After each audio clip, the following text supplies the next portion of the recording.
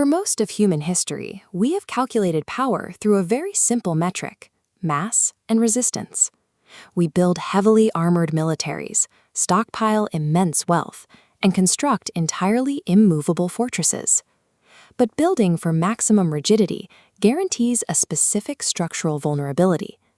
When an absolutely inflexible object meets an overwhelming acute pressure, it cannot bend or redistribute the kinetic energy. It shatters. The ancient Chinese text, the Tao Te Ching, points out how this plays out in the forest.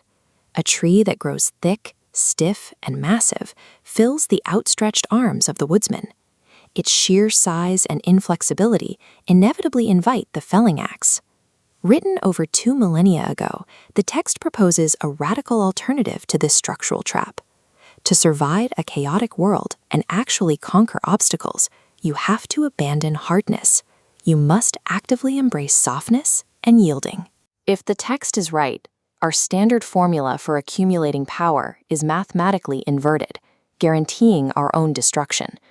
To prove this, Chapter 76 of the Tao Te Ching asks us to look at the biological mechanics of living things. Look at a human being, or a plant, at the exact moment of birth. Their early growth phase is defined entirely by being supple. The tissues are soft, flexible, and highly fragile. Now contrast that with the physical state of those same organisms at the end of their life cycle. When a plant dies, it dries out and becomes stiff. A body becomes rigid, firm, and brittle. This establishes an absolute biological rule. Rigidity is not a symptom of strength. As the text states, firmness and strength are the concomitants of death. But staying alive is only half the equation. Chapter 78 addresses the obvious operational question: how does a soft, living organism actually overcome hard obstacles in the physical environment? The text offers water as the ultimate proof of concept. There is nothing in the physical world softer or weaker than water, yet for attacking things firm and strong, nothing can take precedence. Water destroys rock precisely because it does not rely on brute force. It uses relentless, adaptable persistence. When it hits a barrier, it yields, flows around the weakest points, and applies continuous friction that rigid defenses simply cannot counter. The author notes a strange cognitive dissonance here. Everyone intuitively understands that water carves canyons. We know the soft overcomes the hard, yet human systems refuse to implement this knowledge in practice. True physical resilience exists exclusively in the capacity to yield.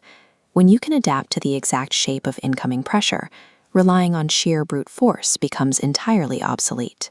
So, if this law of softness dictates biology and physical matter, how does it apply to macro systems, like economics and the organization of human society? This diagram shows a schematic of a recurve bow being strung, which Chapter 77 uses to visualize the overarching physics of the universe, the way of heaven. Vector forces are applied to bring the high ends down, while the low center is raised up to create tension.